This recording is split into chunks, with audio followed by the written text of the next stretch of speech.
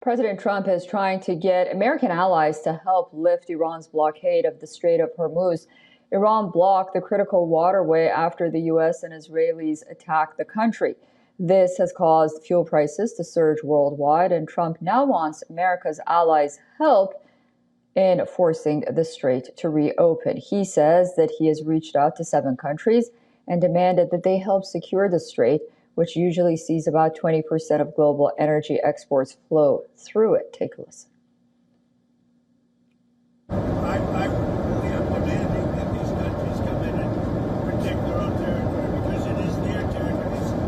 It's a place from which they get their energy, and they should come and they should help us protect. President Trump warning NATO allies, saying that the alliance could be in jeopardy if they don't help him.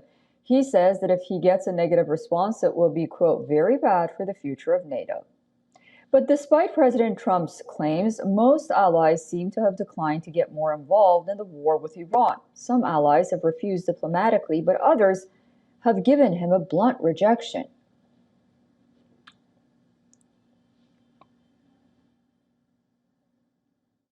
While taking the necessary action to defend ourselves and our allies, we will not be drawn into the wider war.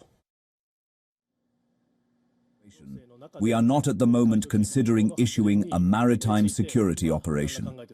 Above all, it is essential that diplomatic efforts be made to calm the situation. Was erwartet die Welt, was erwartet Donald Trump von einer What does the world expect? What does Donald Trump expect from, let's say, a handful or 2 handfuls of European frigates in the Strait of Hormuz that the powerful American Navy cannot accomplish there alone? That's the question I ask myself. And before we make a decision, outside of NATO territory, by the way, we would need both an international framework and a mandate from the German parliament. I would think about that very carefully before we take that step, and I see absolutely no reason to do so.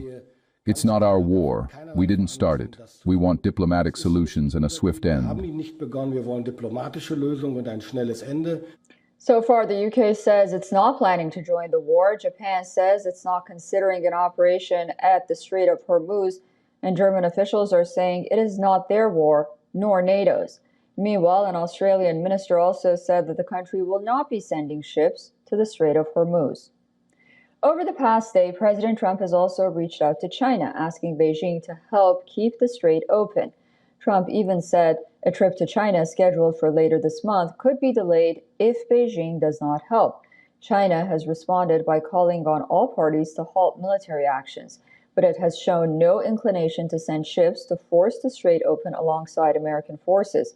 Iran is also allowing Chinese ships to pass through the strait unharmed, so the waterway isn't completely shut for Beijing. As oil prices continue to surge and the impact of Trump and Netanyahu's war in Iran starts being felt in petrol pumps across the world, the U.S. president is increasingly focused on getting the Strait of Hormuz open. But if none of America's allies join the effort, will President Trump risk trying to do it all alone?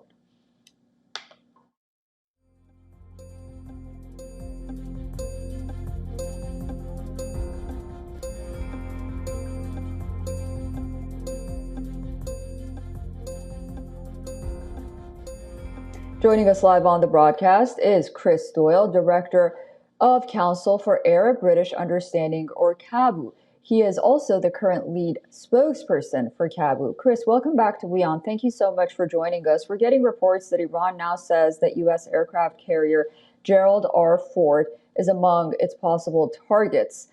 What do you make of that, and how do you read into that, and how much damage can Iran really inflict at this point? I think the damage that Iran is inflicting is less military, is far more economic pain. It is the blocking of the Straits of Hormuz, the damage to civilian infrastructure, particularly amongst those Gulf states, but also in Iraq. And this means that it has had a huge impact on the global economy. And this is obviously the reason why President Trump is looking increasingly desperate. It is why he is trying to get other powers to join in the action to try to open the Strait of Hormuz. But they are frankly rather unwilling to face that risk, and for good reason, because this was not a war that they initiated. They weren't consulted on, and in fact, for the most part, they have been snubbed by President Trump and his administration and treated with no respect whatsoever. The Iranians know that the Iranian leadership knows that if they can continue to inflict a degree of economic pain, then all of these allies, including Gulf states, will be pressuring the US administration. That's their assumption, and it's probably accurate, in order to try to get to some form of talks and a ceasefire. And where do you see this going with U.S. allies distancing themselves from the Middle East conflict at this point? Do you think that the United States, and of course with the help of Israel, they do have the capacity to ultimately open the Strait of Hormuz? And where do we go from there? Do you think the U.S. could possibly say, well, this is 20% of global oil, there's 80% elsewhere that's being exported from everywhere else? I'm just trying to figure out if there's an off-ramp. It's very difficult to see an off-ramp. Of course, it's not just oil, it's gas, it's also other products that are getting hit by this. And I think that what Trump is realizing is that he needs other powers to be involved to isolate Iran, and he's not getting that sort of response. They do not wish to be in offensive operations against Iran. Now, there could be a scenario where one or two allies, maybe even the United Kingdom, could deploy certain types of forces to try to get engaged in demining operations or to reduce the attacks from drones and missiles emanating from Iran. But I think they're going to be very unlikely to get involved in those offensive operations on Iran itself.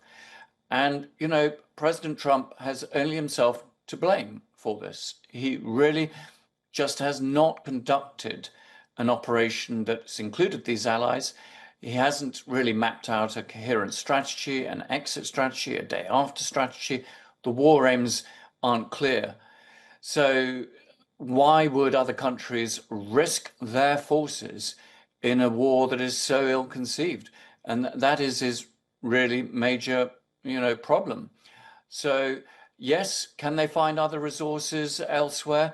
Potentially, but without those very cheap oil resources, easily accessible from the likes of Saudi Arabia, the UAE, it's going to be a lot more costly.